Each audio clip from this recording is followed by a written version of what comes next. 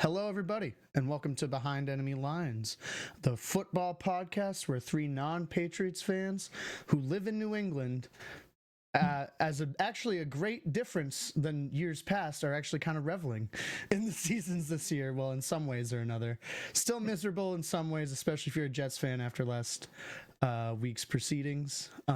But we're here with news, hot takes, just general bullshittery.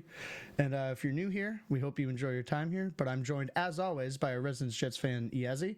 How are you today? Today I'm good. Monday, Not so not so much. much, but it's all for the better.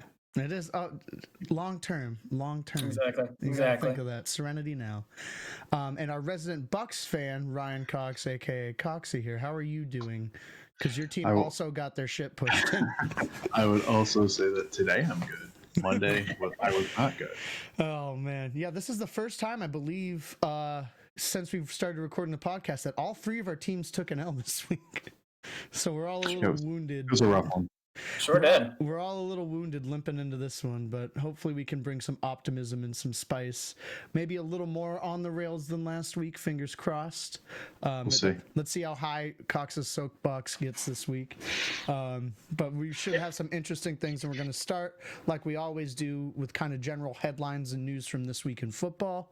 The biggest thing that I wanted to lead with that I found very, very interesting is the 49ers QB situation. There's rumors, innuendos, speculation that the Niners want to move on from Jimmy G, and I find that very interesting since he was literally like, what was it, 8 minutes away from them hosting a Lombardi Trophy? Not even a calendar year ago. To them, it looks like they might be losing some faith. I don't know. There's speculation that they want to move him or do something with him. The team's been they've been one of the oddest teams in the NFL this year, I believe. I think people expected a lot more from them. And they have been, I think, generally underperforming in it with that division turning out to be the murderer's row that it is. I think it puts them in an odd situation where they're going from Super Bowl champs to, I don't want to use the R word, but potential rebuild already. Let's go to Ryan first. I want to hear your thoughts on this whole thing. Have you heard any of these whispers? What's your whole take on the situation? I mean, I've heard a little bit. I don't know. I don't think you can use the word rebuild with the 49ers at all. I mean, yes, their record is not what you were expecting going into this year, but you also weren't expecting the amount of injuries that they've had. You can't really account for that. It's a lot of injuries, and Jimmy G being one of them. Mm-hmm. So, I mean, yeah,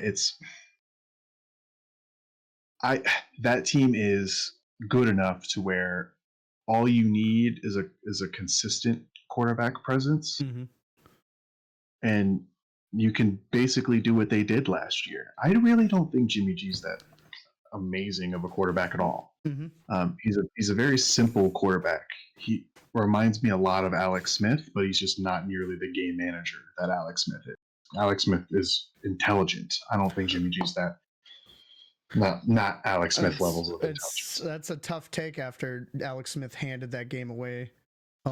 Okay, but like, you know what I'm talking. He almost died from that leg injury. Yeah, like he's coming back. Like he's still got like probably some bugaboos with that to like deal with being out there.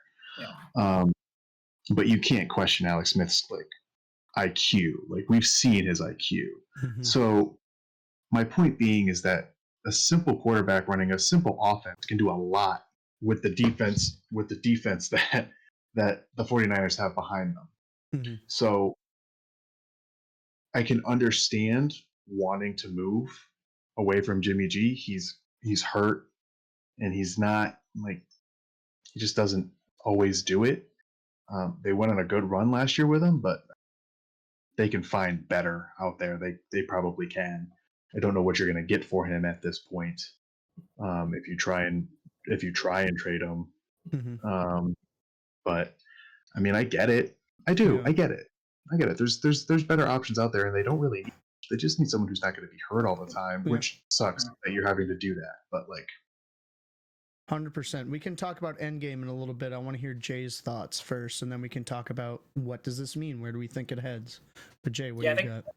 Yeah, I think Coxie touched on a couple points that I also was going to touch on. The injuries. You know, they say in the NFL the best ability is availability, and he simply isn't there a lot. He had an okay year. If I don't know the exact stats off the top of my head, but I don't remember them being insane numbers. I think he had a lot of touchdown passes last year. He was incredibly efficient, from what I recall.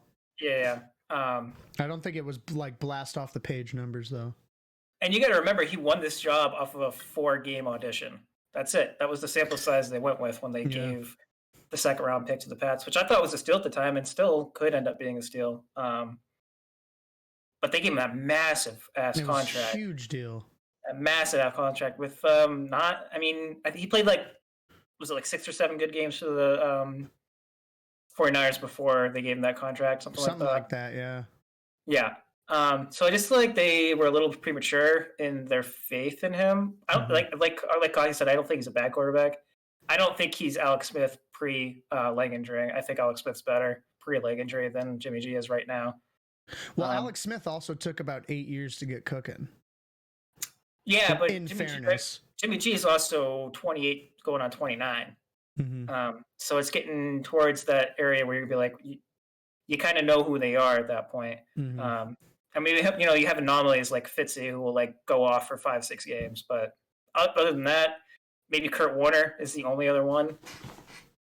But I just think I think it's time for them to. And the rumors this week were that they're looking at quarterbacks in the 2021 draft.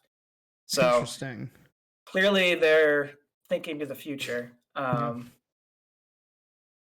honestly, I don't think rebuild is really a thing right now, because you watch this team and there's not a team in the NFL aside from maybe the Chiefs that I like. If I see that they're playing the 49ers, I say there's no fucking chance whatsoever, because they play even when they had Nick Mullen in and they were getting their ass kicked. Like the first couple of drives, and it's Nick Mullen, dude. Yeah. They were still like slinging. You could still see the offense like moving. Yeah, Shanahan's insane. That's what I'm saying. Like, I believe Shanahan, like Coxie said, with a competent quarterback, could go right back to the Super Bowl. Interesting. I just think, well, especially this year with the way that division's shaking out, I think it looks a lot worse than it is. Yeah. And I use that word rebuild hesitantly to begin with, but like, if those running backs aren't the same after all the crazy injuries that they've had, like, I think they have the wide receiver talent. Debo's a guy. Brandon Ayuk's coming along. Yeah. Like, I think there's pieces there for sure. And they've shown what they can do with a competent QB. So I don't think it's full rebuild, but I don't know if it's perennial playoffs in that division when you look at how everybody else is coming alive. It's such an odd situation for them to be in, considering where they were last year. And obviously we only have this sample size so far, so we can't speak for years beyond. But I think the way that that's formulating with everybody, the oldest QB I think in that division is Russ. So all these other how old is Russ? I think he's in his I think he just got into his 30s. If I had to guess, I'll let Cox look it up as I kind of volley some of these end game results that I'm thinking of, and these other questions I have about this interesting situation. Is what do you guys think the end game is? Like Russell Wilson's 31. Gotcha. So yeah, he's fuck. That sucks for you. So here's the thing. I still think if they found a Kyler Murray, or a Lamar Jackson, or a Russell Wilson,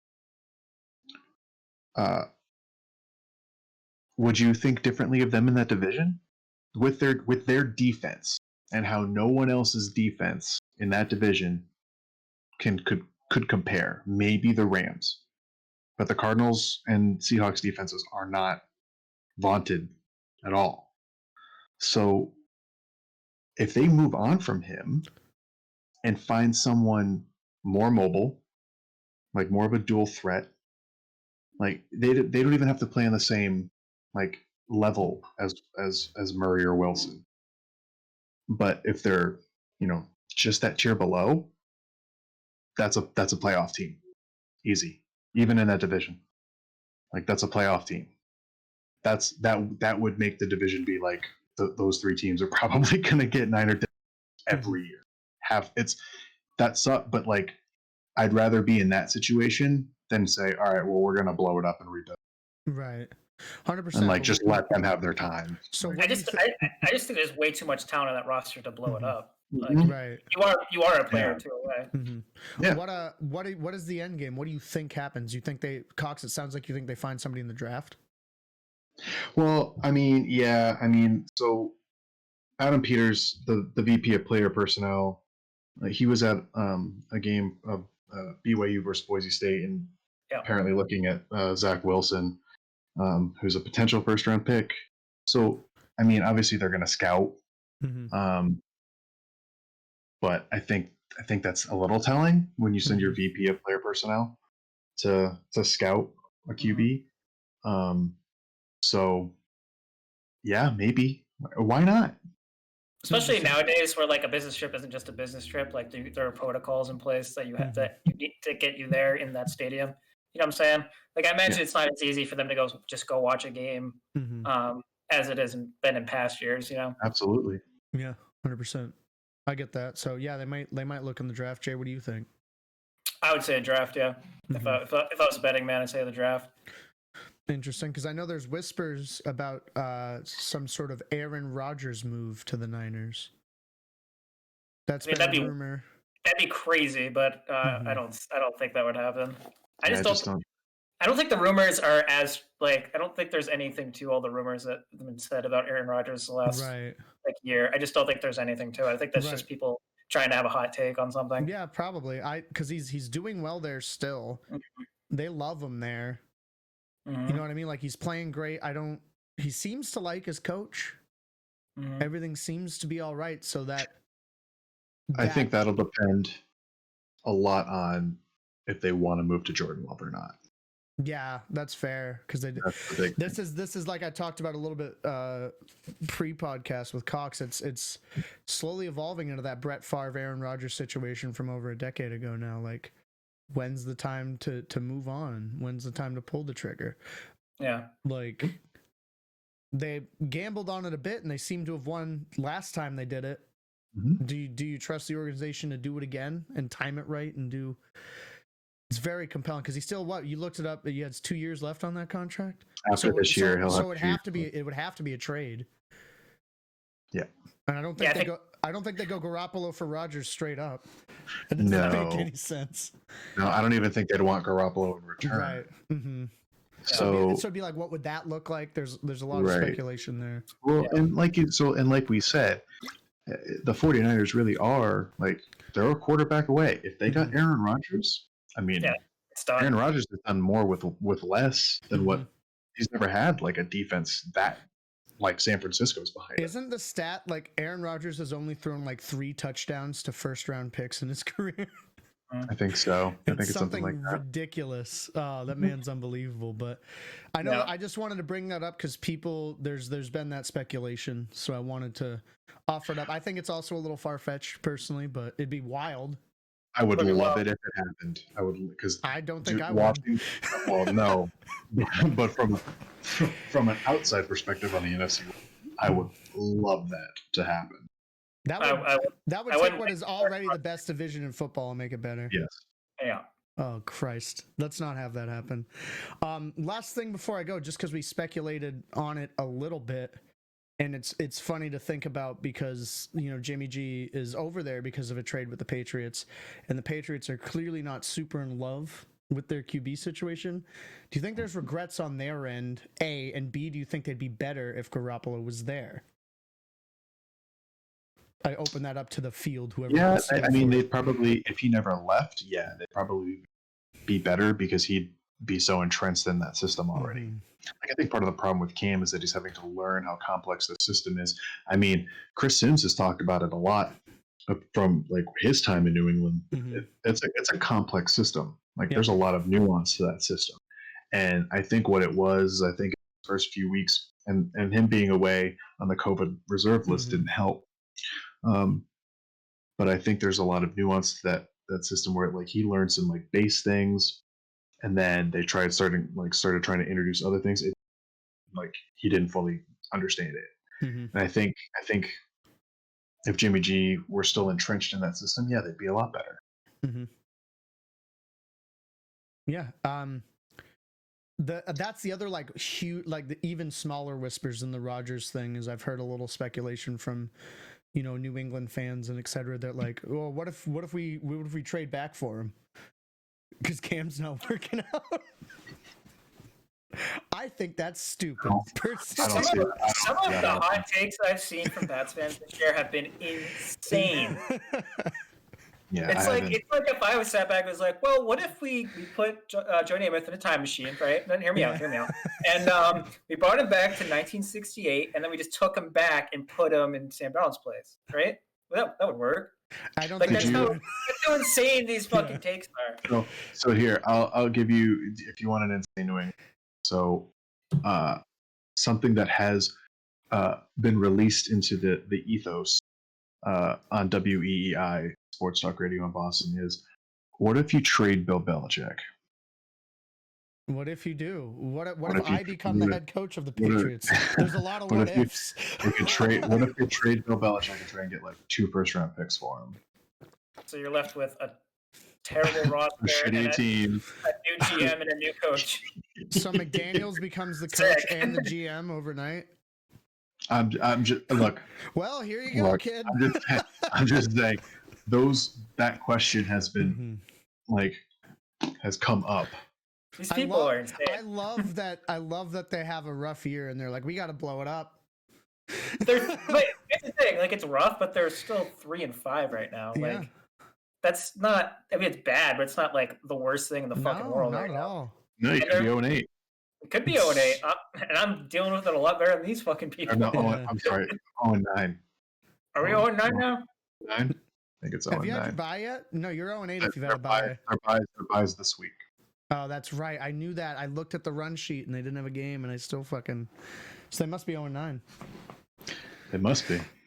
Just are 0-9. I've stopped paying attention to the record. If I'm being perfectly honest with you. That's fine. It's yeah.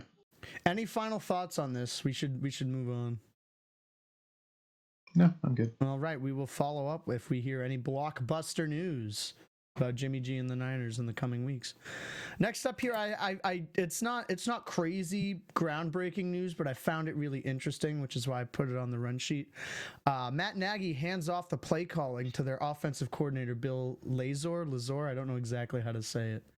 But he's giving up play calling on that team that's doing well.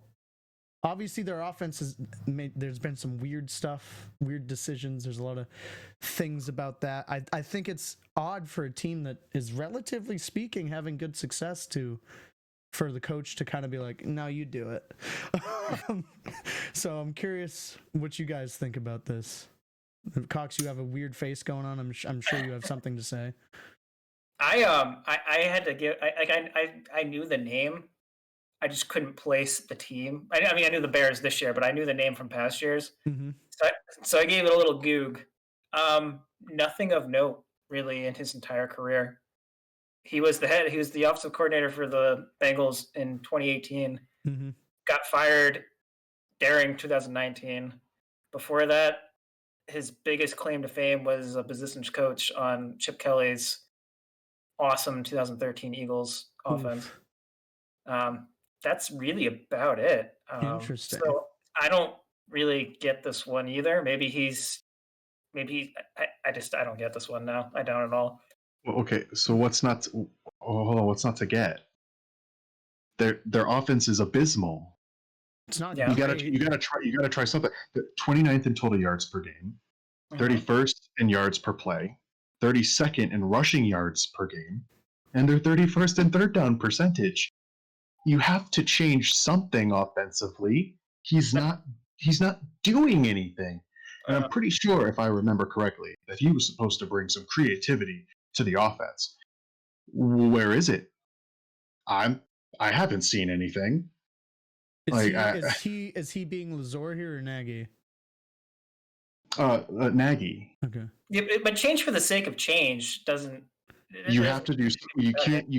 If they keep playing like this on offense, what are they 5-3 right now? Yeah. That's quickly gonna become like 5-9. Yeah, exactly what I said 3 podcasts ago. So like 5-4. They took an L. 5-4. Oh well, it's still quickly going to become 5-9. Like they can't. They're also just not that good of a team. So I think what this says more than anything is because it is change for the sake of change's sake. But this is coming from like the owner or the GM. It must be. Like they have no faith in him running. Do not be surprised if he is not the head. Oh, that wouldn't surprise me at all. That wouldn't surprise me at all. Like this is pretty. Like this is the opposite of the vote of confidence. That's the vote of no confidence. Yeah, So pretty much at the end, I will put a shot on it right now that in the offseason Matt Nagy is fired.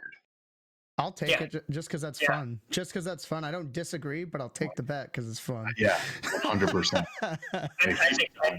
I think he's fired too. I really do. I don't think he is if they rattle off and become like a 10-win team. I don't think so. No, then get rid of Nagy and make Lazar your head coach if that's it. It worked for the Browns. Oh no, actually that didn't work very well. So I guess to expound on this a little bit, what do you think this, like, how do you think this plays out? Do you think the play calling gets better? Do you think it gets more inventive? Do you think they succeed more? No. I think it's about the same, if I'm being honest. I mean, maybe a different set of eyes. Like, I don't know, see something a little bit better than Nagy was seeing on the field. I don't know. Yeah, potentially. Maybe fix the running, but I mean Montgomery's not. Let's be real. He's all right. Yeah, he's not winning you anything. No. So they don't really have. I don't know. I think he's good. I think they got to find creative ways to get him the ball, and if Lazar does that, we'll that's the thing. A different game. Like if maybe like some more misdirection, like some fun ways to utilize Allen Robinson. Like, I mean, Allen Robinson's a really good receiver. He is. Use him better. He's hot take one of the top 5 receivers in the NFL, if not top 3. Like this they have year, pieces, or like generally. No, like in the NFL. Like generally, not just this year. Yeah, no, in general. I think that's he's a super hot take. I can think of at least 5 that are better.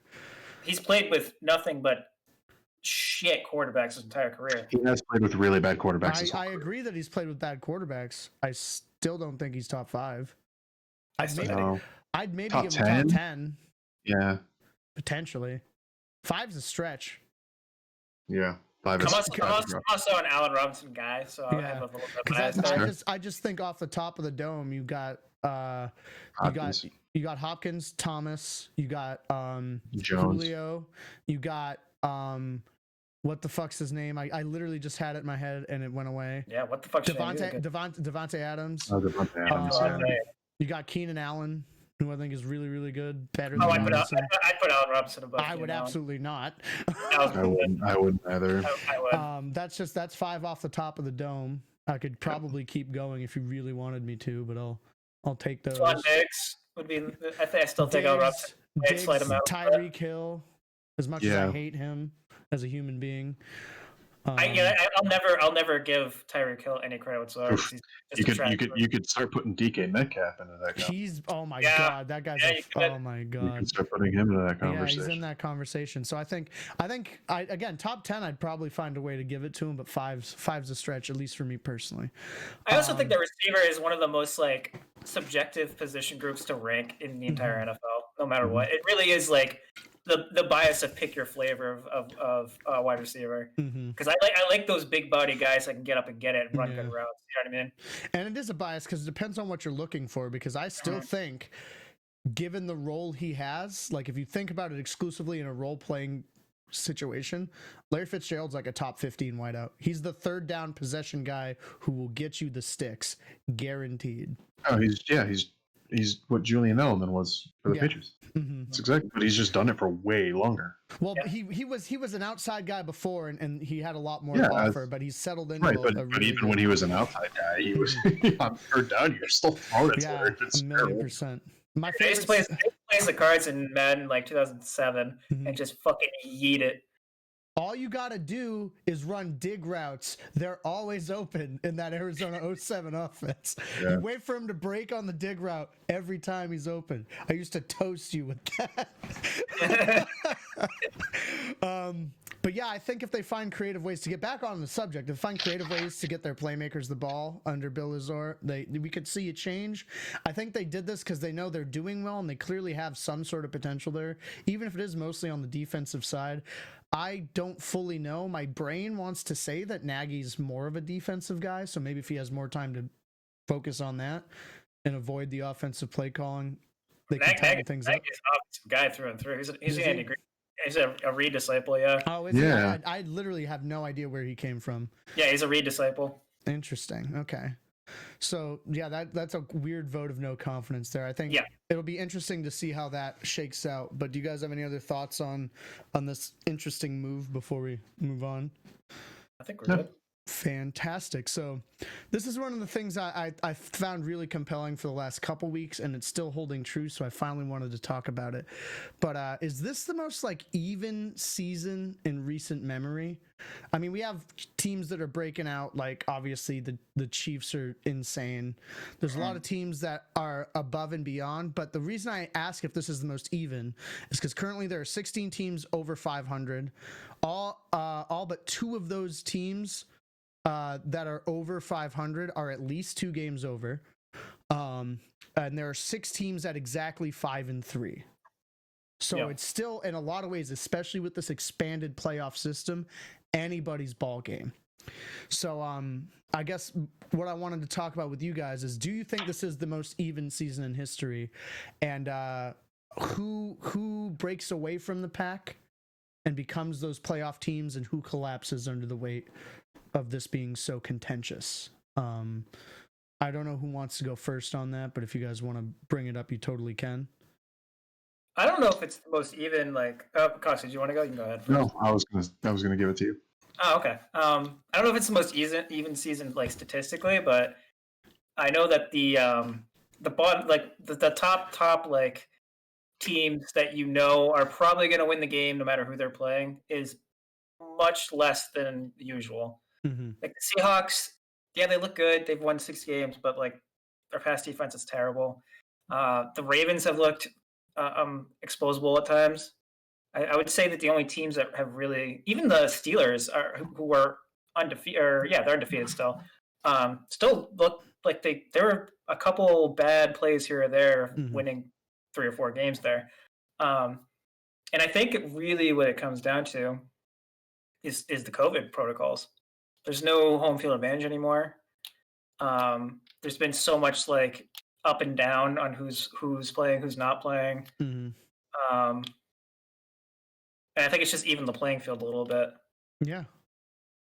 As far as teams I could see surging here, I like what I see from the Rams most weeks, and they have those stinker weeks, but they look like they're back to their Super Bowl run form.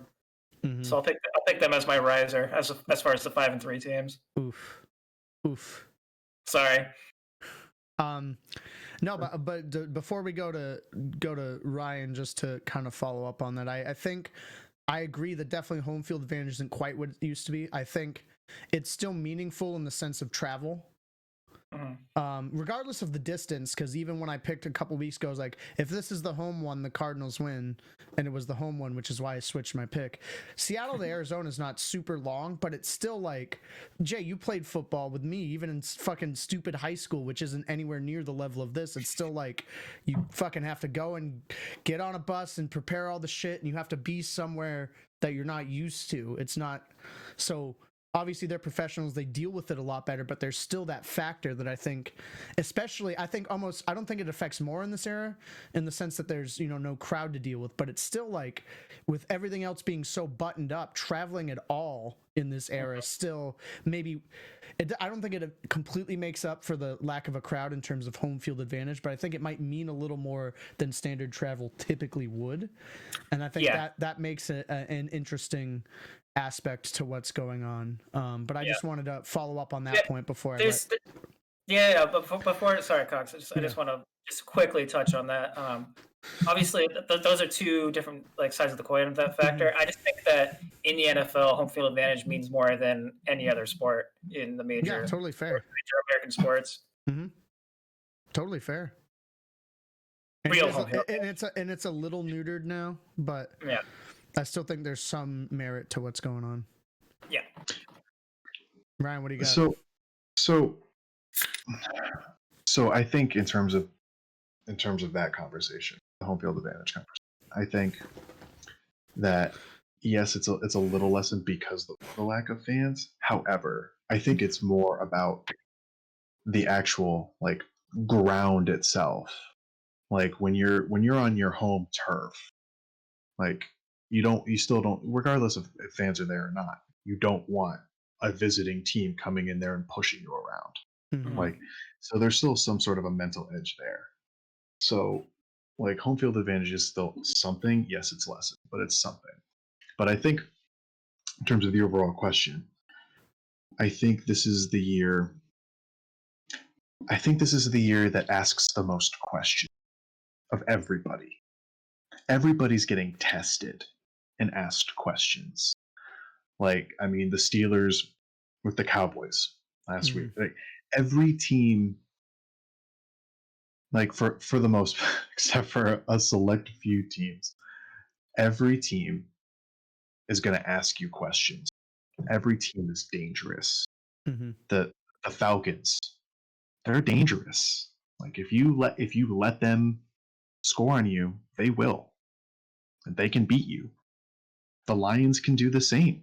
The Vikings I know that. The Vikings can do that. The Bengals, the Chargers, Herbert and Burrows, they can scare you. Yeah. They can play with you. Mm-hmm. So you cannot take anyone lightly. No. Right now. This year more than a lot of years. More than many years. There are very few teams where you look at them on the schedule and go, that's a gimme. Mm-hmm. It's really the Jets, the Cowboys, the Giants. Ask the Pats about that one because that was not a gimme. No, the Pats are a also, different animal. Yeah, they're kind of becoming one of those teams this year where we can probably beat them, but you still have to factor in some of some of their pieces. Mm-hmm. So I think that's more what this year is. It's just everyone has something they're good at, mm-hmm. and they can really test you. Yeah. And I think the playoffs are going to be magnificent. Really good this year. Really, really fun to watch this year. But so a team that I think is really, and I'm glad we kind of structured it this way, a team that I really think is going to be my riser, it's going to be the Miami Dolphins. I could really see it. Their defense, nobody's talking. I have 5-3. Yeah, 5-3. You're right. My bad. I think the defense is number 3 overall right now too. I'm not mistaken. So yeah, their defense is really good, mm-hmm. and they're not really getting a whole lot of respect, mm-hmm. but it's a good defense. They're great at containing, outside mm-hmm. Along the perimeter. Yeah, and if Tua can keep kind of showing us more. Mm-hmm. Because that first game obviously didn't really have to do much of anything because of the defense. But this last game, it was a lot of simple plays. It was a very simple offense. It was a hell of a game is what it was. Yeah, but it worked. It was the best game of the week. I'll say it. Oh, absolutely. Absolutely. So I think the Dolphins are showing that they're for Brian Flores has them for real. They're legit. Is good. I really like Brian Flores. They are a legit team. Mhm. And if Tua can stay healthy, and if Tua can continue to progress, that's a dangerous team. 100%. That's a dangerous team. They have the potential, if they going forward, to challenge the Bills eventually for the division, Mhm. because the Bills don't have, like, their defense has not been Right. to the level it did last year. The Dolphins are coming on with a Gotcha. so Yeah. Do either of you have a collapser so far? Who falls apart? ooh. I already said it before. The Bears. Yeah, that's fair. Yeah. Yeah, it's the I think Bears. it's the Bears. Gotcha. 100% the Bears. Yeah, I think that's more than fair. Again, I think what we're talking about is it's super competitive, and I totally agree. And you know what? The biggest shame is there's going to be at least one really good team with bias, probably from the NFC West, that doesn't get in, while a team from the NFC East, who might get in with a losing record, gets into these fucking playoffs. And hosts a game. And that's a fucking And tragedy. I'm surprised you didn't talk about the owners meeting this week. Which owners meeting? They had an owners meeting. Oh, They're yeah. they did. I didn't talk about that because I forgot, because it happened early in the week and I have short-term Two of the memory. things that are on the docket there were adding Expanding an the extra, playoffs if And the season doesn't Meaningful go. games are missed. not only that, but they were also talking about, I don't know where this went, but I remember seeing that this was on the table during the owners meeting. Having, so whatever team wins the NFC East not having home field advantage based on record. They probably shouldn't at this point. I would agree with that. Yeah, It's I would agree absolute with that. insanity. But yeah, I really do hate that rule, if I'm being honest. Like, they should still get into the playoffs for winning. Shouldn't But be they like- should- Right. They shouldn't get the home field advantage now. Home field Yeah. advantage should be purely based on record. Yeah. But yeah, I think this is going to sound so biased, but I think the riser are the Cardinals. Their two toughest games of the year left are this week and next week. Who do we got? The Bills. And then next week is the Seahawks. And that's the second time we'll be seeing the Seahawks, so we'll be done during the stretch run with the Still got 2 Seahawks. games with the Rams. I mean, the Rams are going to be tough, don't get me wrong, but those are the only ones you see on the thing, and you're like, ooh. Yeah, Patriots, Giants, Eagles, and then depending on how healthy the Niners are, Right. probably won't be That's what great. I'm saying. Is that's why it's not based off of the jersey I'm wearing, which is Buda Baker this week. Just came in. It's based off of me looking at the games left that we have that are very winnable. I don't even look. I don't look at Seahawks and go oof anymore when it comes, especially with like a team like you, where your strength is your offense. Yeah. I think you can score all day, and it's not going to matter. Russ can do the same thing, but it just takes one Buda Baker interception. Yeah. To change everything, 100%. No, I totally feel that. I believe it completely. My collapser, which may not actually be that shocking, but they are one of the 5-3 teams we're talking about. But they're also weirdly, like the Rams, at 5-3, also third in their division. I'm gonna go with the Browns. I don't think in that division with 2 teams who are really formidable ahead of them, I don't think they keep it up. I don't think they make it. Because could they potentially get that other wild? Could 3 teams in a division get that extra wild card? How does that work? I don't know how that's distributed. Okay, so hypothetically, yes, they could. It depends on record. The wild card. Okay. So here's going to be my counterpoint to that. Okay. You look at their schedule, and look at their wins. Mm-hmm. One thing I would characterize this team as is a team who wins the games they're supposed to, but loses the big games. Mm-hmm. So the Texans, they should beat the Texans. Mm-hmm. They probably will. Eagles, the same. Mm-hmm. Jaguars, Titans, maybe they lose to the Titans. Ravens will probably lose. Giants, Jets, those are 2 wins. Mm-hmm. And then the Steelers, so a loss. Mm-hmm. That puts them at 10-6. That's a playoff team. Potentially. I think, because I'm looking at the AFC now, the 8 playoff teams are Bills, Dolphins, Chiefs, Raiders, Steelers, Ravens, Colts, Titans. Mm-hmm. I think they're just out, even with the 10 wins. So if they don't collapse, they might not collapse. I don't think they make it. Yeah. Maybe. Personally. I mean, who knows? They could. They 1,000,000% could. I'm not saying it's impossible. I mean, if the Titans keep playing like they did last night, then they could drop out. Yeah, they could, but the thing is I guess I'm basing this off the weight of the Browns as an organization. No, historically. that I get. That I get. I like, again, I'd need to see Mayfield and the boys put together a season, a full season, to feel confident about them. And if you're gonna, as the question states, who do I believe collapses? I'm gonna go with the historical collapsers here. I think this game will tell you a lot, because if they can beat Deshaun Watson, they should be able to win those. Yeah, 100%. Yeah. If they can't, then I also show my bias here. I'm not nearly as high on the Dolphins as you two are. I think they'll make the playoffs. Yeah, I don't think they sniffed the playoffs. Yeah, I think that's definitely your bias, Sean. Yeah. If they keep hanging in there with teams, that's the thing. They've been real tenacious. Yeah. They've been surprising me a lot. They just I think it's very plausible that it's the Dolphins and the Browns fighting for that spot. 100%. I think based on based on the division strength, Dolphins edge that out because they have an easier division.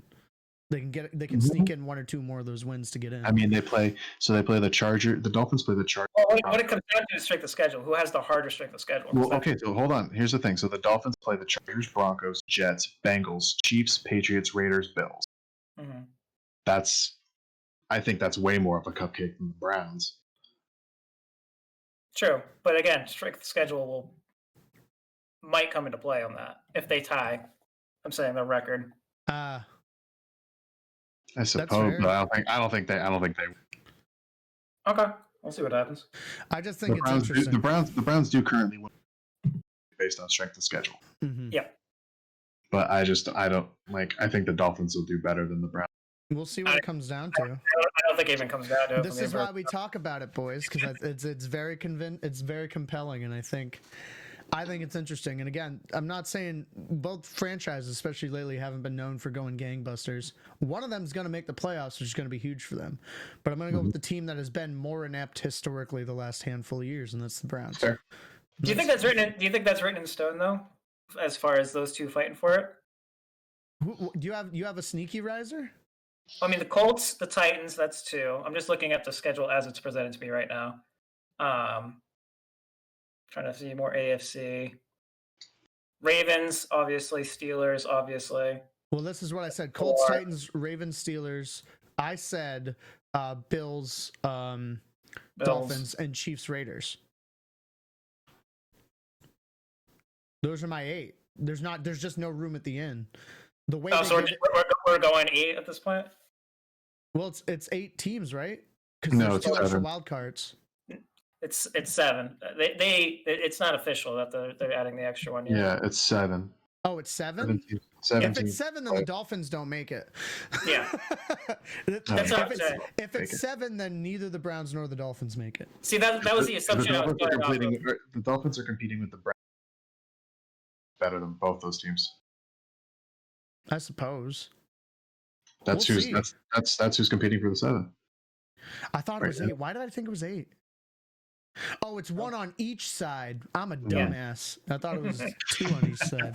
Yeah, but why am I the host of this podcast? I'm the biggest fucking mess on here. It's because you got the cool sunglasses. That's fair. Yeah. Any other thoughts on this? Any other weird maybe teams that are out that may get in, that aren't in this winning way that make a surge? Nah. We're 45 minutes in. We gotta move on. Yeah. We're 43 minutes in. I'm sorry. First of all. But yeah, we'll move on. But I think it's going to be really cool to see. I think this is a fun competitive league this year. And it'll be a fun playoff race. Playoffs is going to be nutso, and I'm very excited. So I guess the way I always put on the run sheet, I'll go first. We have the Cardinals versus the Bills this week. Mm-hmm. And what after last week was a hell of a game against the Dolphins, I think this also very well could be another game of the week across the league. I think it's very good. It's very compelling. It comes down to both teams' secondaries, in my opinion. If we can stay stout, and play like we did against the Seahawks and not like we did against the Dolphins, then we win this game. If we don't, then it really depends. It also depends on what Josh Allen we're gonna see. Are we gonna see the slinging Allen, or are we gonna see the one that lays an egg? Yeah. I think the Bills are a good bit more unpredictable this year with what you're gonna see. On both sides of the ball, really. I think the Cards are unpredictable in terms of what defense you get. I think generally our offense has been pretty consistent. You know what you're going to get. It's what defense shows up for us, which has been my concern basically all year. But if you're putting Kyler Murray in that offense against that Bills defense, I think we pull it out. I'm going to say it's probably going to be another close game, like one score, 7, maybe 3 points. Give me 27-24 Arizona. But I could easily see that going the other way, especially after last week. Cox, what do you got? Yeah. So the Bills played the Rams and the Seahawks, and they've beaten both of them. So I hate to do this to you, D, but I'm taking my ex. You're taking him back? You're texting him? Yeah. How many of you had to drink? Are you safe to do this? Don't give him the "you up" text right now. We send him the "you up" text. But on Snapchat like this. Yeah. Did you see his Instagram though? So it goes down in the DMs. I think the Bills. I think the Bills can sling it. I think the Bills can sling it. I think Allen can sling it around. This secondary, this defense is not. It's not great. Like, it's okay. It's middling. Yeah, I think the Bills can. I think Allen can throw probably 350 and like with ease, like if he wanted to. So, and that's probably what they're going to do. But though, to be fair, as long as they don't do, have these insane thoughts of, like what Pete Carroll did and think that the Buffalo Bills are going to run the ball on a team with a not great secondary, then you might do a bit better because you'll probably defend the pass. But I just think the Bills can score on you here. And I think they're going to win 36-33. Ooh, another 3-pointer. That's a heartbreaker. That's a heartbreaker. I'm used to those this year. We fucking laid it. Every one we've lost has been like a fucking heartbreaker. Yeah. Yeah, the missed field goal last week. I'm fucking so angry. I wanted Zane Gonzalez's head on a pike at the end of last week. I'm still mad at him, but he's all right. I would be. Yes. I'm going to go with the better quarterback here, and that's Mr. Kyler Murray. He's on pace to break every stat line that Lamar Jackson's MVP season had last year. He sure is. He has, in my opinion, the better. It's close, but he has the better number one receiver. He's got better supporting cast around him. I think that as far as this year, from what I've watched, and this has nothing to do with stats whatsoever, I feel like the Cardinals' D is playing more advantageous than the Bills' defense is. I think that's fair. So I could see this be. I also think this is going to be a close one. I think it's going to be like a 31-28 game. I'm going to go with the Cards. I'm going to go with a back-breaking Josh Allen fumble. Ooh. That would be what you want. That would be. It is. Absolutely. Ryan.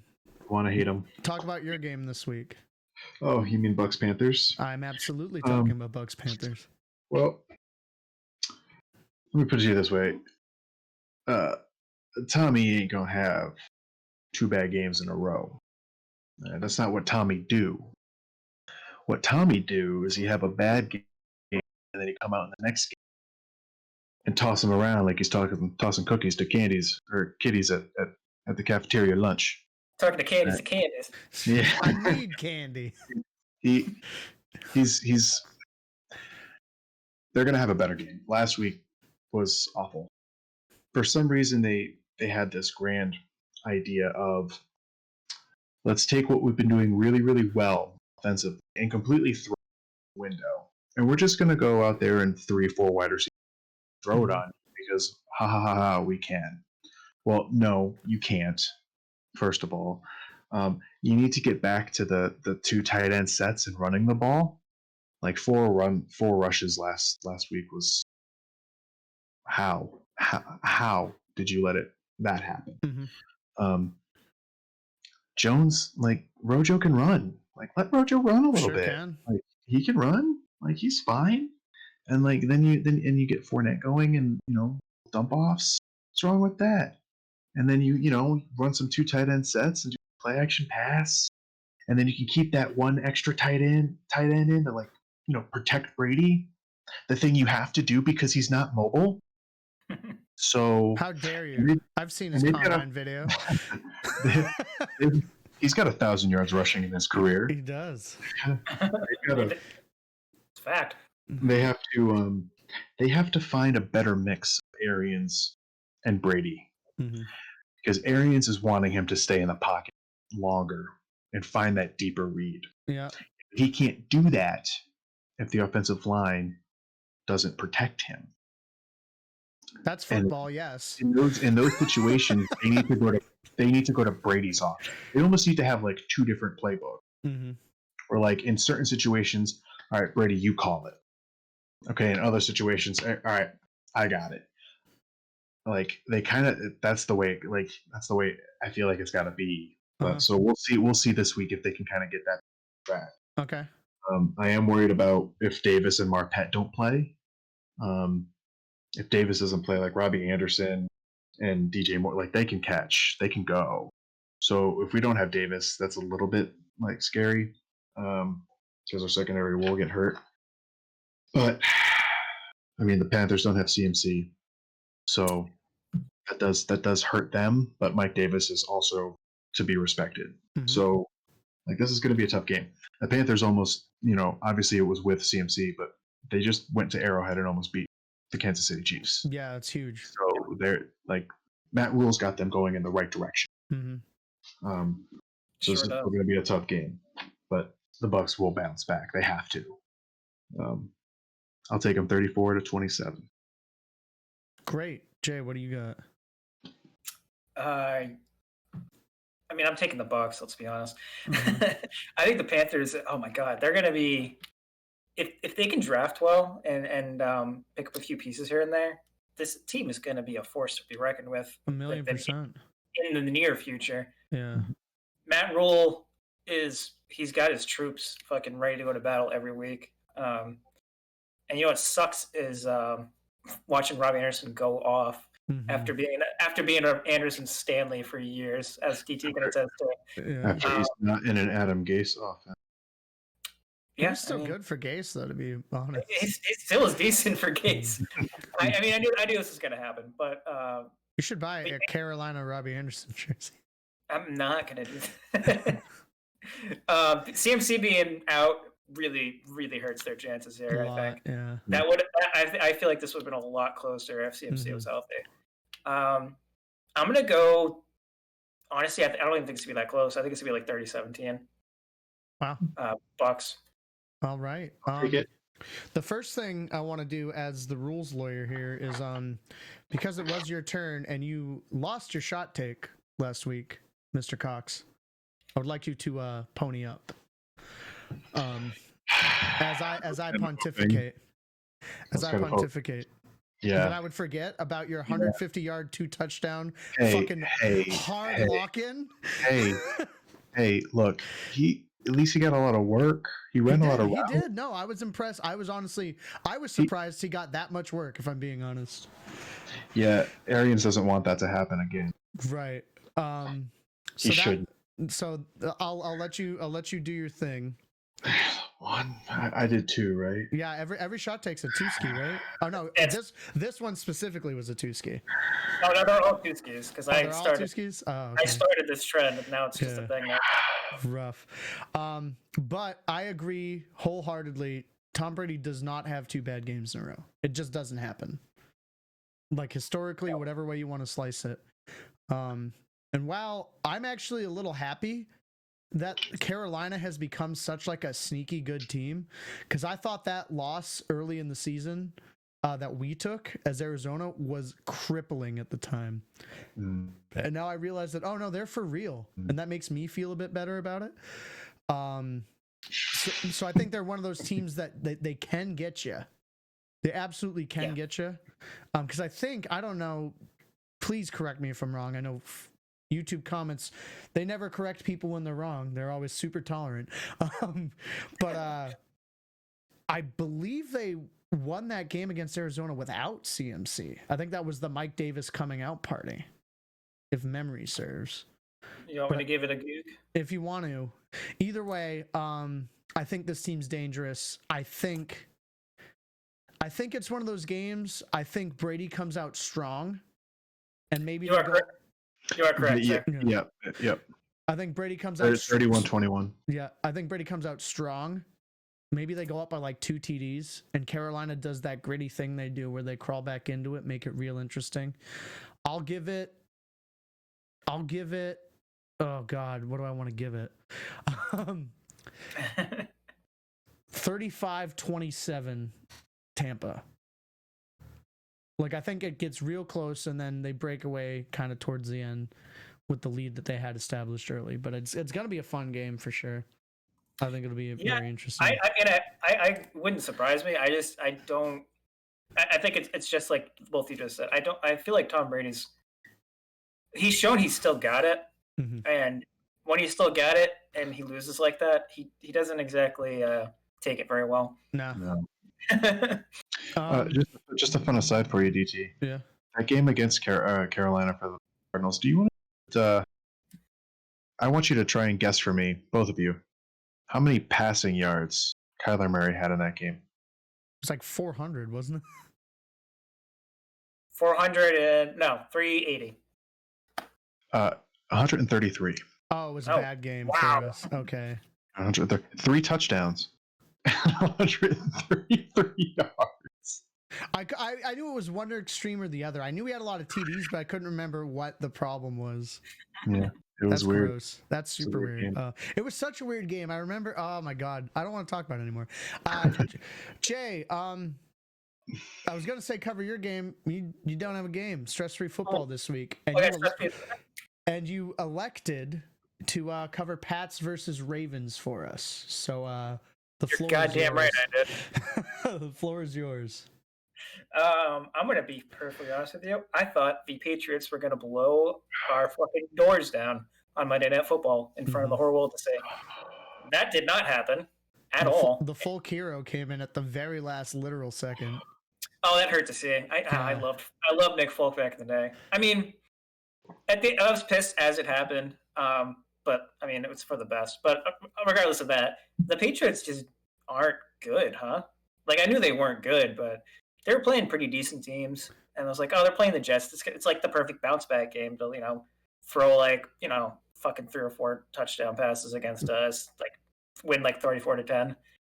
No, you have to make a 10-point fourth quarter comeback against the New York Jets on Monday Night Football. And Cam, I don't know what's going on with him. I mean, I know his stats weren't bad in that game. I know they were decent, but if you actually watch the game and have watched Jets football throughout the season, I don't know, man. Something's up. I think the arm. Because this is astounding to me, and I know we are about to talk about the Patriots. He had 300 yards something passing, right? Yeah. So, but for the season, 274. Guess how many touchdown passes and how many interceptions he has? 12-8. It's so, and I'm not making this up. This is fucking absolutely real. Oh, it's amazing. He has 2 passing touchdowns and 7 interceptions. Yeah. Okay. He actually has the 33rd most passing touchdowns. That means there's a quarterback who doesn't start that has more passing touchdowns. It's probably Dalton. Is it Dalton or is it? Might be Haskins. It might be Trubisky. Yeah. Ooh, yeah, that's true. Yeah, his QBR is 55.7. Yeah, he's not. It's bad. He's having a bad year. And that Pats D is not what it used to be, man. I mean, Joe Flacco without Becton in most of the game The real Broadway Joe, might I was say. was having his way with that D. And I understand that Gilmore was out, and that's fine, but I Devil's don't know. advocate, Flacco threw some fucking dots. He did. Yeah, he did throw some dots. The one to Crowder was really good. That was so good. It's a really good throw and catch. Crowder's also fucking awesome. I hope love he- him. Oh, I'm no. a big Crowder guy. And then you got Lamar Jackson, he's not having the MVP year. He still has 1,513 yards passing, 12 touchdowns. He's the leading passer and rusher for the team. Both better than anything the Pats have. They're still 6-2. They still beat a very, very good Colts team last week by 10 points, I believe. I think this is a freaking blowout, man. I think this is I think this is Harbaugh going. Remember all those years that you kept me from getting those Super Bowls, aside from that one year. It's gonna be like 34-10. I think you know who Ravens. Ravens. Okay. Ryan? Yeah. I just don't see the Patriots winning this game. The one thing the Ravens do really, really well is they run the ball. The one thing the Patriots don't do really well, stop the run. So I think we kind of know where this is going. So I'm Ravens. Don't get me wrong. I don't think they're gonna like blow them out in terms of like scoring like 30 or 40 points on it. But it'll be like I think it's gonna be like a 27-10 kind of game. Gotcha. 27-4. What did I have written down here? I had it written. 27-17. Gotcha. Yeah, we'll go with that. 27-17, great. Yes, you also lost your shot take, so now that it's my turn, I must implore you. I'm the only one with the successful shot take, but mine I'm told was soft last week, even though I let these two knuckleheads choose. It was a little soft. So the definition you're supposed to like the shot take's supposed to be like a hot take. It's not supposed to be something easy to win. That's something like touchdowns is not easy to win. That's something for or 2 rushing touchdowns. Those are both difficult that's things what Kyler to do does. against the Miami defense. It's top 3 in the league. I thought it was a good shot take. Well, we disagree. And it was a loss. You disagree now because I'm the only one who got it right. I mean, we disagree. Yeah, pretty much. Yeah, that's why. That's exactly why. I got a better one this week. Oh, good. So we'll get into that because it has to do with this game when we get to the shot take portion. But we got a lot to do to get there first. I agree with Jay. I think the Ravens push these guys shit in. And it has much less to do with the offense, although I think the offense will click in more of a last year manner than this year manner for Baltimore. But where they're going to get them is the Ravens pass rush has been fucking killing people this year. And you know who has not been good under pressure at all this year? One Cameron Marie, that's probably not his last name, Newton. Cameron Marie Newton. You mean his middle name? Yeah, whatever. Cameron Superman, isn't that his middle name? I think they fucking eat this guy for breakfast. I think this is not my shot take, but this is also something that happens. I think there's at least 2 turnovers by that Ravens defense. And I think they stomp this game. I'm going to say, I was going to do 38-10 before I heard Jay's score of 34-10, but I'm still going to stick with 38-10 because that was what was in my head. You're also talking about Cameron Jarrell Newton. Oh, Marie, got it. Yeah. He nailed it. I crushed it. All right, so rest of the games, baby boys, you guys strapped in, ready to go? I'm ready to go. I want to make sure I'm on the right week because I fucking blew this last week. Rapid fire this one. All That was right, so funny. Texans versus Browns. Who you got? Who? Ryan, sure. Give me the Browns in this one. I think supposed to beat 33-24. Gotcha. Jay? I kind of want to go with Deshaun Watson here. Fuck it, I'll do it. 24-21 Texans. 24-21 gives me more of a chance to gain ground like I did this past week. Yeah. I'm gonna go with Cleveland as well. I think that offense is very dynamic. Is Chubb back? Because if Chubb's back, I want to take my pick back. I think he was designated for return, but I don't know for sure. Somebody take a look real fast. It's fine. I'll stick with my pick. Whatever. He's designated for return, I think. IR designated for return. But either way, whether he plays or not, I think the Browns have this. I think it's going to be close though, because we've seen Brandon Cooks and those boys really start to come on in the last couple weeks. I think it'll be close, but I don't know why. The Browns, even though I think they're going to fall apart, I really like that offense a lot. And against the Texans D, it seems like a good matchup for them for whatever reason in my brain. So I'm going to go Browns here. Let's go 24-21. Why not? That's a fun score. Jay, next we got the Washington football team versus the New York football Lions. Okay. Not the New York, the fucking Detroit. I'm a mess. Detroit football Lions. Who do you got? Well, I can tell you one thing. It's not the New York Detroit football Lions. I'm gonna go with the Lions here. Stafford and Washington's quarterback situation is a freaking mess right now, so I'm gonna take the Lions. Gotcha. Let's go 31-28. Gotcha. 31-20. Gotcha. Cox? Okay, I'm actually going to go with the Washington team. Wow. I think Alex Smith having a full week prep is going to really help. I think he can still run an offense, really do. And Stafford doesn't have Galladay, and he might not have Hawkinson either. He was a late addition to the injury report, I think on Thursday.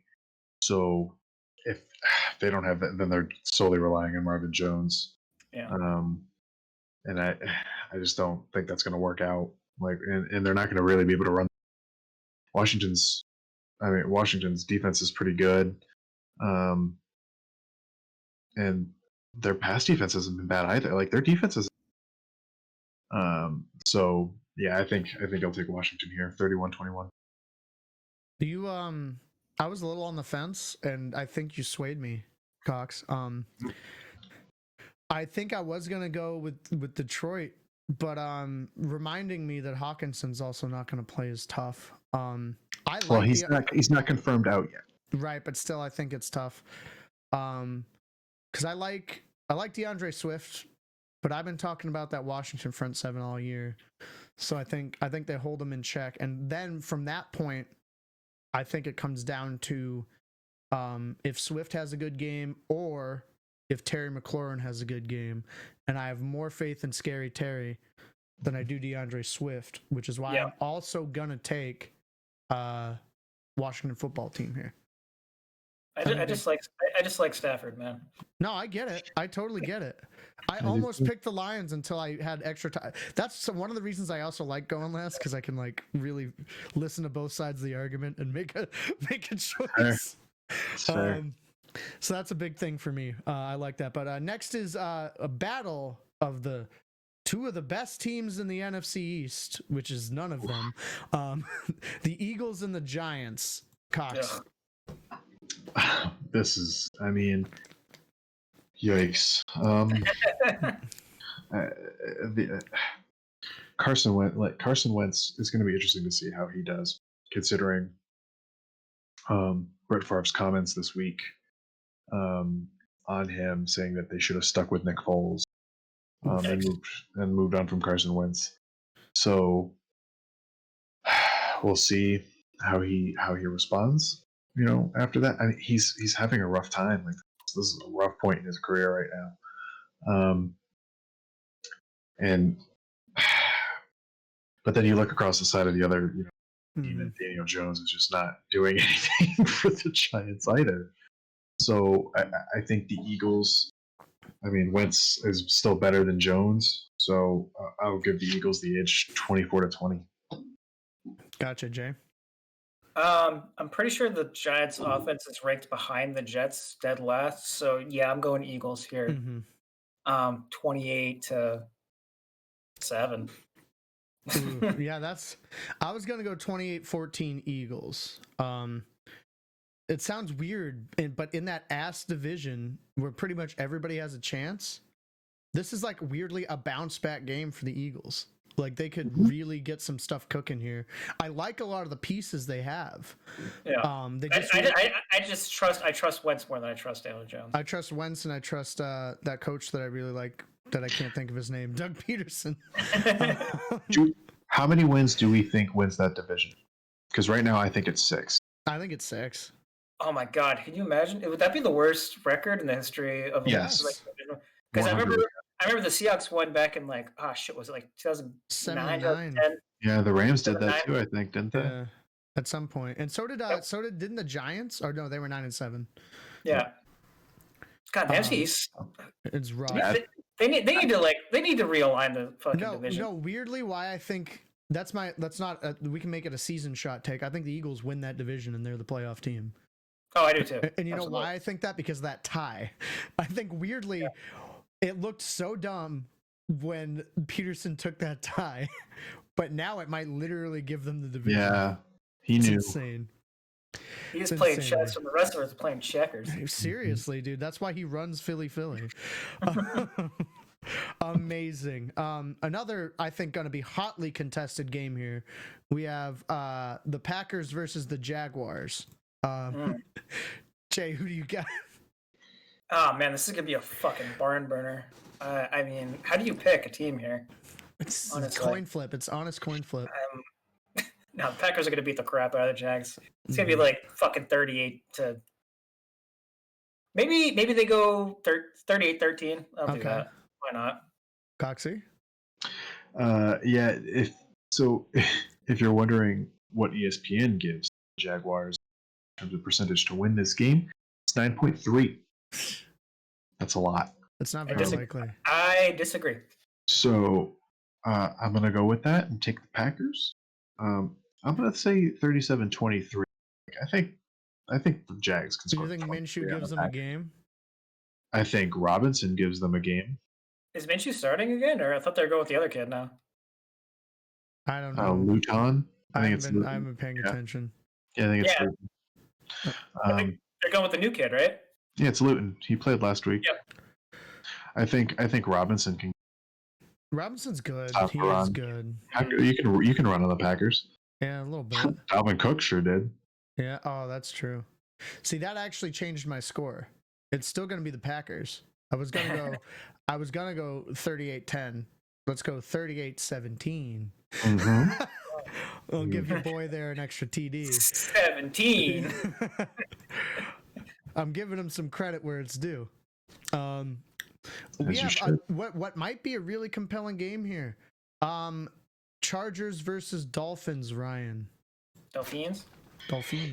This is going to be a close one. Tua versus Herbert.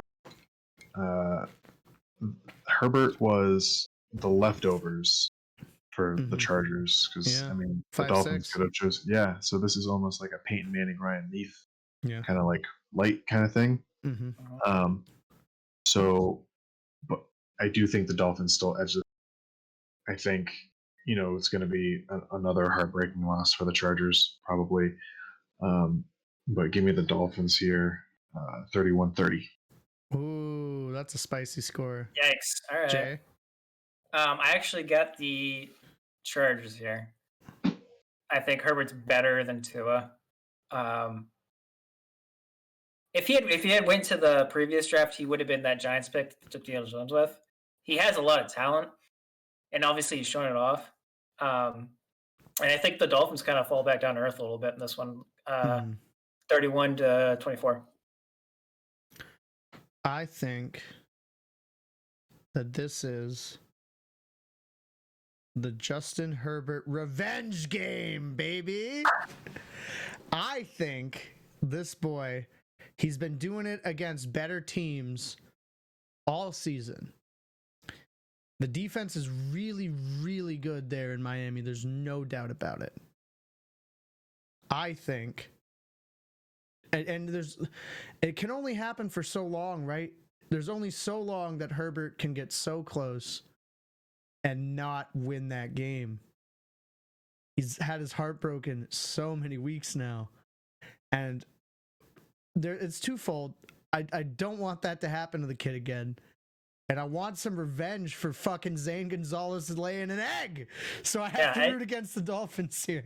You gotta get to the point where it's like, where's Herbert's Matthew McConaughey?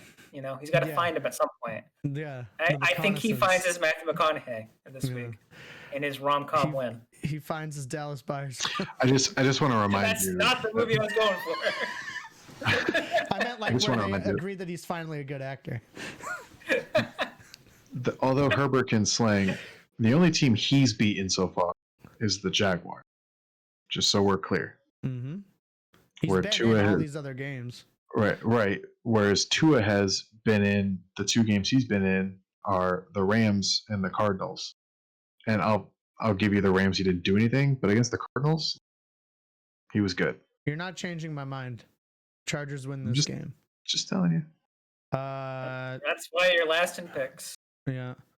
27-24. Chargers. Let's move on.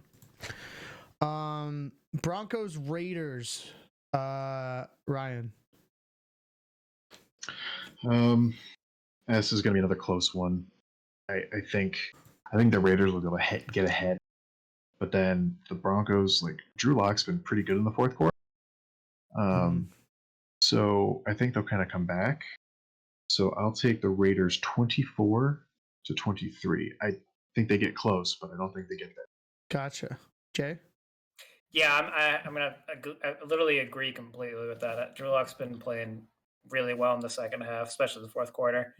But I think the Raiders are just a better team overall. Mm-hmm. Josh Jacobs, I think, has a pretty decent game. Give me 21-17, yeah. That's a good score. I'm going to go the same. I'm going to go oof. If we all three hit on 21-17, are you kidding me? Is that what he also said? No. I thought you did. No? Okay. No, he said 21-20 or something. 24-23 for the Raiders. Yeah, I think that's right in the range. I'm gonna go I think 24-21 Raiders there. It's gonna be a good one, I think. And it will be. No matter what. A division matchup that I am very vested in.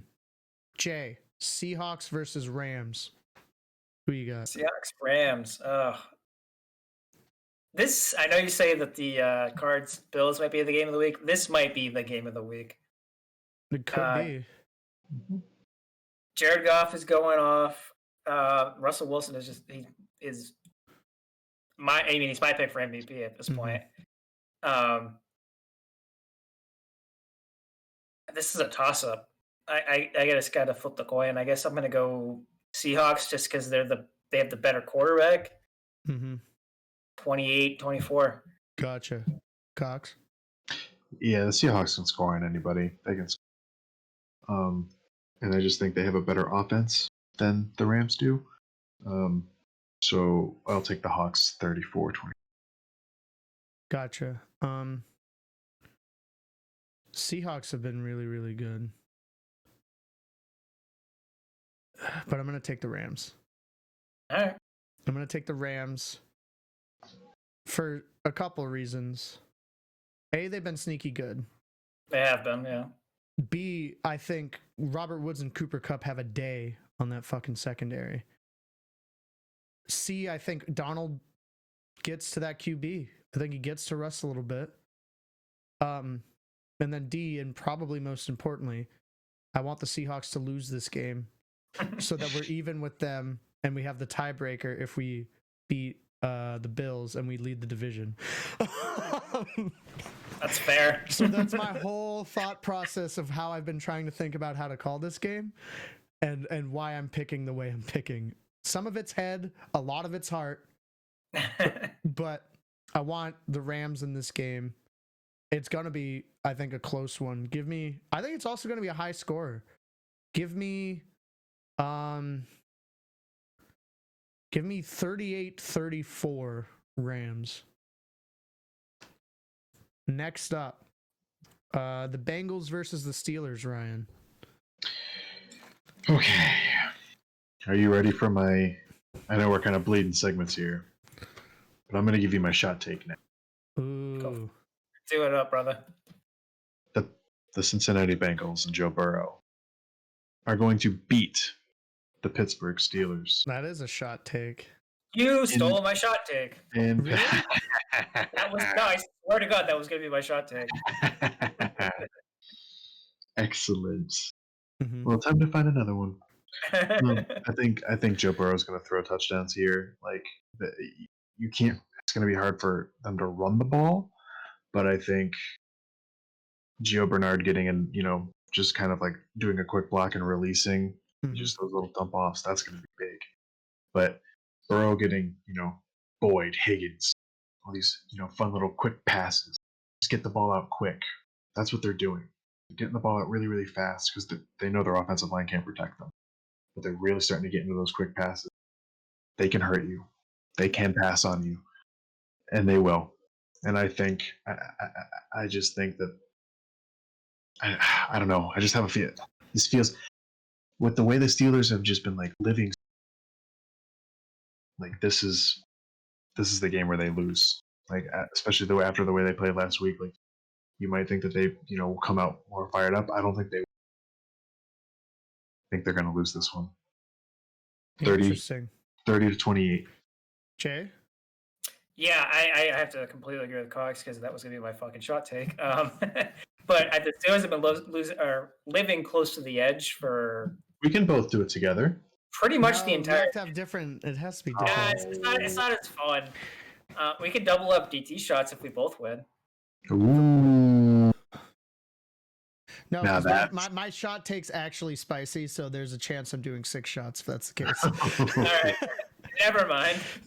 No, the Steelers have been living on the edge basically the entire season. They're 8 wins. This reminds me of the 08 Titans, where they went 8-0 and everyone was like, "Holy shit, the Titans are really fucking good." Yeah, and they were winning games by like 2-3 points here or there, and then it all fell apart. Yeah, that's what it reminds me of, honestly. And is Ben? This is the question I had. Is Ben still on the COVID list or no? he's not playing. I don't think he's out this week. Is he? Oh, if Ben's out, yeah, the Bengals win this 31-20. I believe he's out because I have him on a fantasy team and he has an O, or he did have an O. I haven't checked today. Yeah. I knew he was. I didn't know if he had, because I think it's the rule is you have to do 2 negative tests in order to play. So I'm not fully sure what the deal with that is. But I'm taking the Steelers. They're better coached. Mike Tomlin finds a way to win. I think that pass rush against, I know they're doing quick hitters, and that's fine. And I think it'll be a better game than, not a better game than you guys are expecting because you're expecting a Bengals win. But I think it'll be a better game than a lot of people are expecting. And I think if it's a close game, Mike Tomlin outcoaches Zach Taylor and they win that game. And especially, I think it even could come down to if Bengals get in a rhythm, maybe they are doing those quick passes, these easy things so that Watt and those boys don't get to him. They still got Minkah Fitzpatrick in that secondary. He'll make a play in big time. We've seen him do it. So I think while Ben being out could be a problem for them, that offense, Connor's still great. Claypool's coming on crazy. Smith-Schuster had kind of a weird year. You still can't discount him, I think, at all when you're game planning. And I think that defense is still really good. And I think against somebody like Burrow, who, again, he's shining pretty well with the bright lights on him. But this is a Mike Tomlin team. And a Mike Tomlin team, especially with the role that they're on. Fun fact for everybody, this is the 14th year now since he's been the Steelers coach. Every year he has secured a non-losing season. Because they have 8 wins, so the worst they can go is 8-8. Yep. And that's a testament to him as a coach. I think they win this game.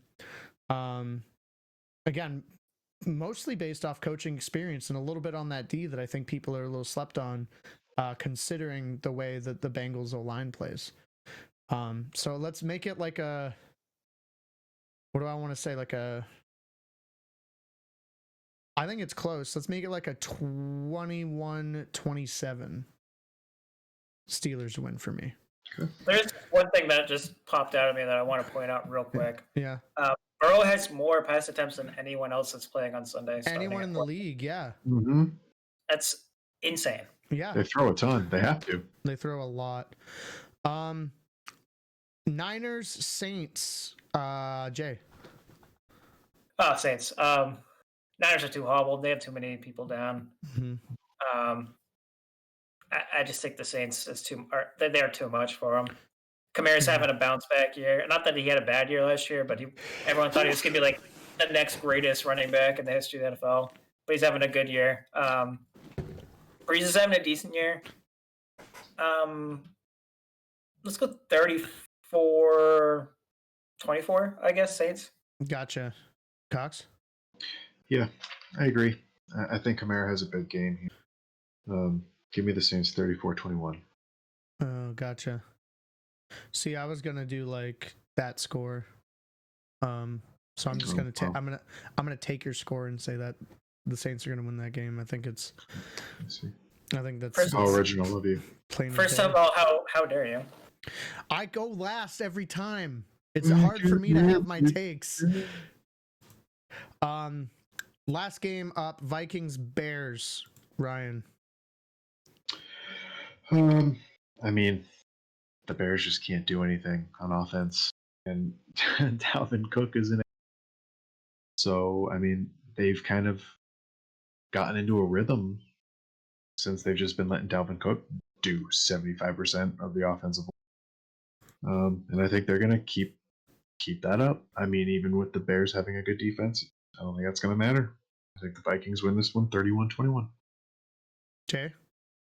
Yeah, Vikings. Dalvin Cook's a monster. The fact that they had to change their play caller says that the Bears don't trust their offense very much. Yeah. So I'll take the Vikings here. Let's go 24-10. Yeah. I think. Yeah, I'm going to go. Part of me wanted to pick the Bears, but I've also differed from you guys a lot, so I'm going to take the Vikings. And I'm going to go like a 30-21 Vikings. Even that might be a lot, though. 30-17, we'll say, for argument's sake. And those are the games for the week. We'll see how this all shakes out, gentlemen. Cox, you said your shot take was, as a reminder, since we're in that section. It was the Bengals will beat the Pittsburgh Steelers. Gotcha. Yeah, Z? Well, that was my shot take, so I gotta figure it out. So I'll go second. You go first, like when we're all ordering something, and I don't know what I actually want. Shot take.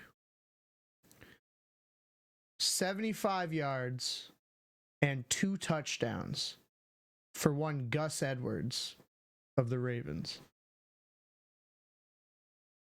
That is my shot take. Damn. Okay. I suppose. What do you mean you suppose? Suppose that's a hot take. It is. Those running backs in Baltimore, nobody's getting fed. No, he's right. And I think Gus Edwards breaks out this game because they're going to still probably do the weird thing where nobody gets like more than 10 touches. I mean, I suppose I think he'll end up getting, I think 2, maybe not the 2 touchdowns. Well, that's why I added the 75 yards to make it spicy. What do you mean you suppose? Not every take has to be like, I think he gets infinity +1 yards and 78 touchdowns. Yeah, that's what you should be doing. I think a good shot take is spicy. People want. Is spicy but realistic. It's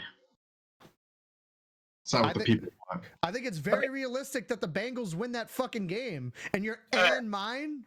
Hot take. All right, hot take. Here's my shot take is that Antonio Brown has over 100 yards receiving. Ooh, okay.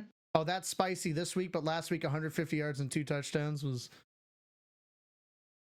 Well, now I think he's brought back down reality of the signing. No, I mean I always thought Why the sign. does one of the best receivers of the last decade getting 100 yards gets an ooh? The fucking third string running back for the Ravens getting 2 TDs and 75 yards is a nah, eat a dick, fuck off. We're going to the debate question. I hate you guys.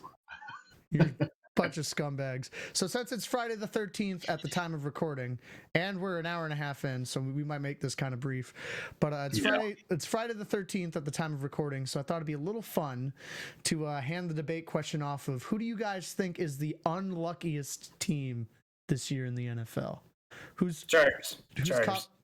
Well, let me hand it off, but go off, sis. Keep going. You want to spill the tea, sis? No, somebody's got to. You can't just say a thing. You got to stand by your point.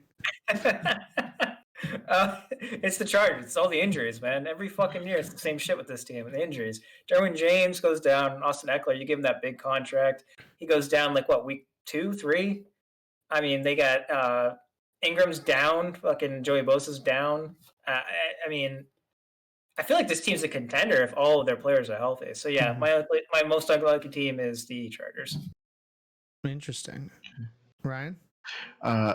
Mine is the 49ers. I was going to pick them. Yeah, because not only are they like riddled with injuries, have you seen the division that they're unlucky enough to play in? Like even if they were a good team, they might still not make playoffs because of this division.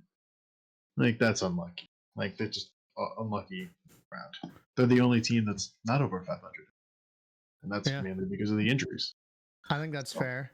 Yeah. So I had something in my back pocket because I assumed somebody was going to say Niners. Mm-hmm. My unluckiest team this year, the Houston Texans. Oh yeah. They've been railed by their schedule. Let me just run it down for you real fast. Week 1 against the Chiefs. Mm-hmm. Week 2 against the Ravens. Week 3 against the Steelers. Week 4 they lost kind of when they should have won against the Vikings. They beat the Jaguars week 5. Lost to the Texans in OT week 6. Mm-hmm.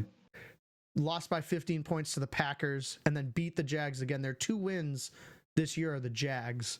And every other team that they lost to besides the Vikings is like 3 games over 500 and are like one of the serious contenders in the AFC. Wasn't that week 5 team again? You just said they lost to the Texans week 5.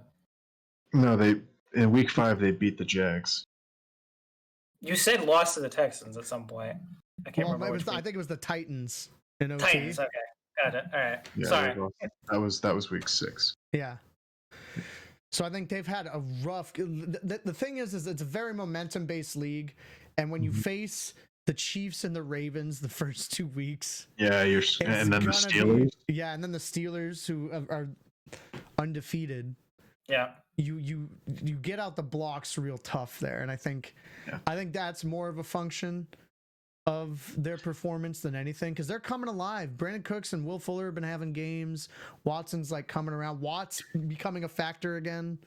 Yeah, I think they just got a really shit draw, and I think they still kind of have a shit draw. Yeah, because the rest of their schedule doesn't really ease up. No, it's Browns, Patriots, Lions, Colts, Bears, Colts, Bengals, Titans. Yikes! Like that's that's some bad luck. Yeah. So I think we all have very valid points, and I think anybody could say that any of our teams that we picked here are very unlucky. I honestly, I really like that. Was really out of the box thing for you that I wouldn't have thought about. Yeah, but you're absolutely right. Yeah. So I think we're about to wrap up here, but any of you viewers, if you have any takes of your own, or if you agree or disagree with our unluckiest team or anything that we discussed here, feel free to drop in the comments. We read them all.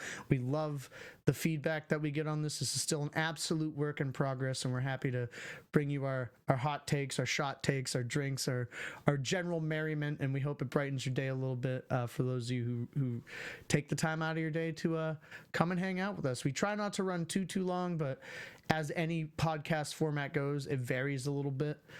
So I hope you'll bear with us. This, I think, had a good flow to it, but it's over an hour and a half. We're going to try to keep trimming it down. We're not going to ever probably go 2 hours again, fingers crossed, unless things get really spicy. But as always, any feedback, any takes, feel free to participate in the comments below. As this continues to develop, we might even have like a take your questions segment from the week previous, maybe a mailbag section, things like that. More than happy to get you guys involved, because I know we have fans from all different fandoms who drop by. So we hope you have a wonderful weekend, and like we always say, we hope your team wins unless they're playing one of our teams. And I hope you guys have a wonderful Sunday of football, or if your team's on a bye, like Jay, take the time to relax and enjoy football in general, because that's what, at the end of the day, that's what we all really love here. So we'll see you guys next week, and I hope you have a wonderful Sunday. Say bye, guys. Bye-bye. And we'll catch you later.